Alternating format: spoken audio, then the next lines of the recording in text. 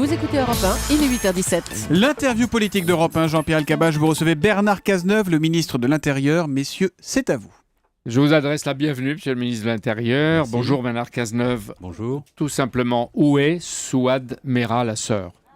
Souad Mera a pris un avion le 9 mai, Barcelone-Istanbul, un avion de la Turkish Airlines, puis, dans la foulée, un avion Istanbul-Gaziantep. Il y a donc de fortes présomptions de sa présence en Syrie. Gaziantep, c'est à 100 km de la frontière ou de la Syrie même. Absolument. Donc vous soupçonnez, ou on peut soupçonner qu'elle est entrée en Syrie. Il y a effectivement de fortes présomptions de sa présence en Syrie. Et depuis quand le savez-vous?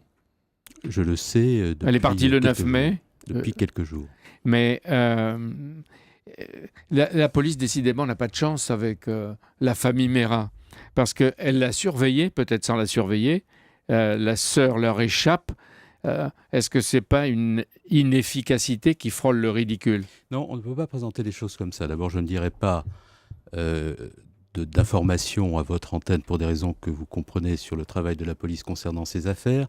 L'efficacité dépend de la confidentialité. Ce que je vous dirais en revanche, c'est que nous avons aujourd'hui un problème juridique. Lorsqu'une personne est mise sous contrôle judiciaire, on peut l'empêcher de partir. Dans le cadre d'une procédure judiciaire, il n'y avait aucune charge retenue contre Souad Mera au terme de ses auditions, de ses gardes à vue, et nous avons une impossibilité en l'état du droit français d'empêcher ce type de départ hors le contrôle judiciaire. C'est la raison d'ailleurs pour laquelle, dans le plan que j'ai proposé au Conseil des ministres, j'ai indiqué que nous mettrions en place des dispositions législatives pour empêcher de façon administrative ces départs. Donc là, elle est partie, elle n'est pas en Tunisie, comme dit sa mère, en vacances.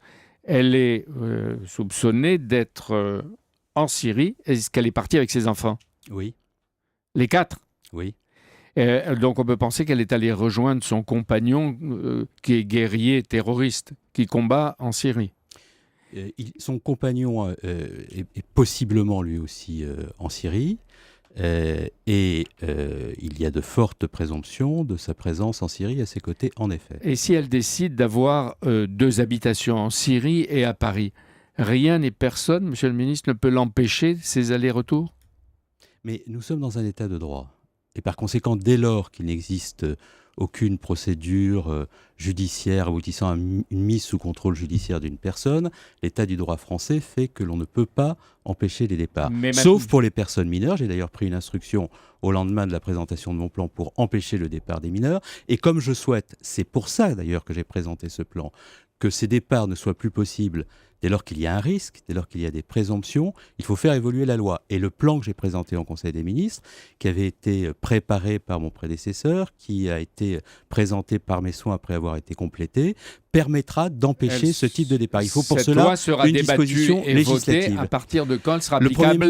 Le Premier ministre souhaite que nous allions vite sur ce sujet. C'est également mon souhait. C'est pour ça que je prépare actuellement ce texte. Il sera présenté au Conseil des ministres avant la fin du mois de juin et débattu à l'occasion de la session appliqué à partir de... Immédiatement après que les textes auront été votés, les textes de l'application seront pris. Le parquet de Paris a ouvert une enquête sur la disparition de Souad Mera, ouverte pour association de malfaiteurs en relation avec une entreprise terroriste.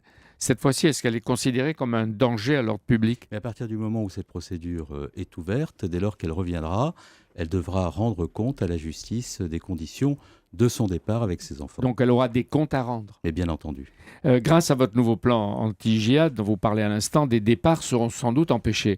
Est-ce que tous les candidats au djihad en Syrie, en Irak, en Libye seront identifiés ou déjà identifiés et ne pourront pas quitter la France, en dépit des mineurs? Est-ce qu'ils ne pourront pas quitter la France? Dans le plan que je présente, il y a 3 idées simples. Première idée, empêcher les départs. Pour cela, il y a un travail des services de renseignement. Il peut y avoir aussi un travail de la justice lorsqu'il y a des actes accomplis en France qui sont des infractions à la loi, et nous allons mettre en place des dispositions destinées à empêcher les départs. Les départs des mineurs, j'ai pris une instruction, c'est déjà possible. Pour ce qui concerne les majeurs, le cas de Souad Mera, on ne peut pas s'opposer à ces départs, il faut pour cela une disposition législative, je la prendrai. Deuxièmement, je souhaite, Jean-Pierre Elkabbach, c'est très important que l'on démantèle ces filières. Pour cela, il faut que nous renforcions la coopération entre les services de renseignement français et les services de renseignement européens et étrangers. C'est la raison pour laquelle nous avons fait un sommet des ministres de l'Intérieur à Bruxelles le 8 mai. C'est la raison pour laquelle j'étais aussi en Mauritanie, parce qu'il y a en Mauritanie et dans la zone sahélienne des groupes terroristes qui agissent. C'est 5000 km de frontières absolument, avec le Mali, le Niger, le Burkina Faso et il le faut Tchad. cette coopération de nos services de renseignement pour démanteler ces filières. Et par ailleurs, c'est très important de comprendre cela, il y a une action très puissante de ces groupes terroristes sur Internet. Beaucoup de nos ressortissants qui partent, jeunes ou moins jeunes, sont enfermés dans la violence, dans une relation exclusive de tout autre sur Internet. Il y a des vidéos de diffusées, il y a des photographies, il y a des sites et des blogs de propagande. Nous allons, avec les ministres des Affaires européennes de l'Union à la fin du mois de juin, rencontrer les opérateurs Internet et engager une action en lien avec les Algériens pour couper les accès à ces sites. Combien de jeunes vous avez empêchés de partir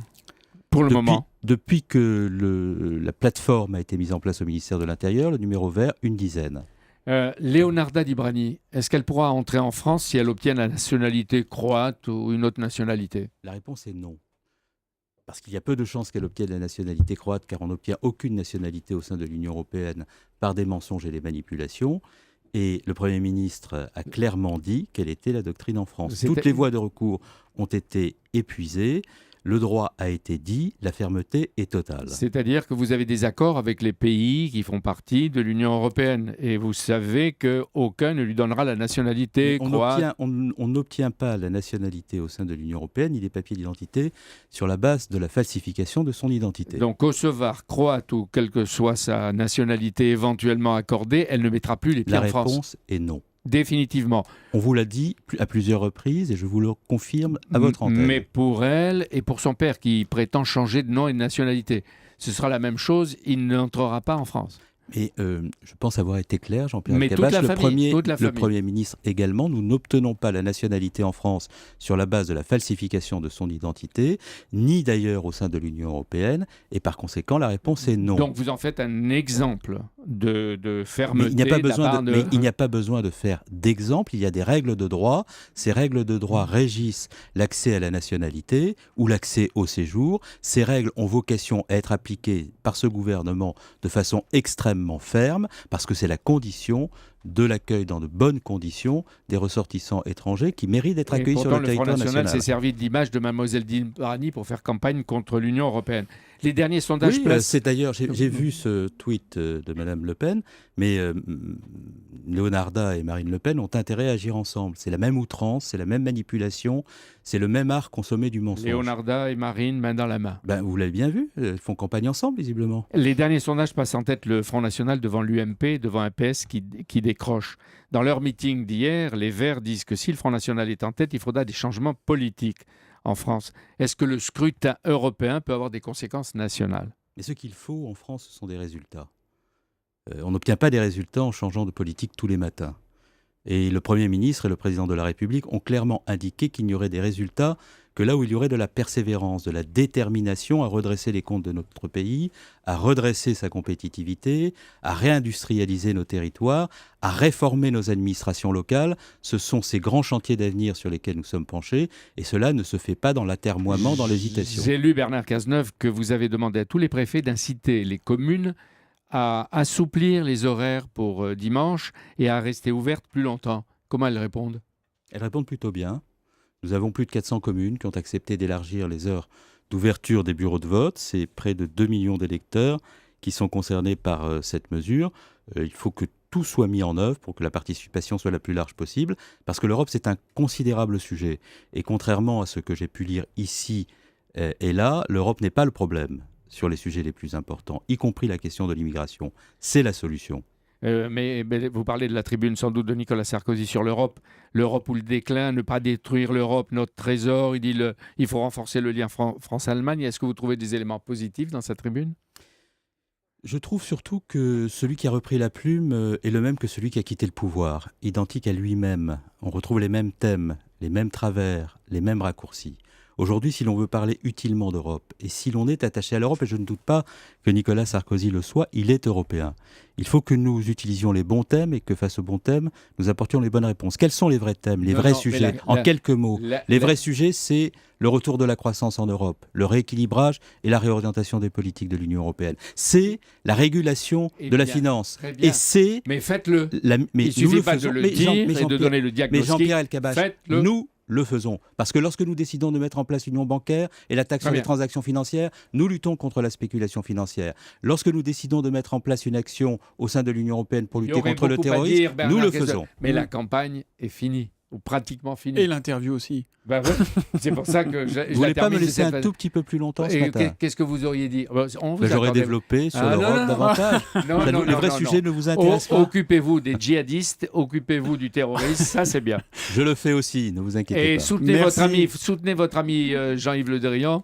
Quand vous étiez ministre du Budget, vous lui avez accordé les moyens dont il avait besoin sous l'autorité du président de la République, qu'on ne lui ampute pas ces crédits qui sont nécessaires à notre sécurité intérieur et extérieur. Mais cher Jean-Pierre Elkabbach, vous connaissez mon attachement au secteur de la défense et ma bonne connaissance de ces questions. Merci beaucoup Jean-Yves Le Drian. Non, pas Jean-Yves Le Drian. Bernard Cazeneuve d'être venu ce matin en direct sur Europe 1. Merci Jean-Pierre, on vous retrouve évidemment dimanche pour le grand rendez-vous iTélé Le Monde Europe 1 dès 10h.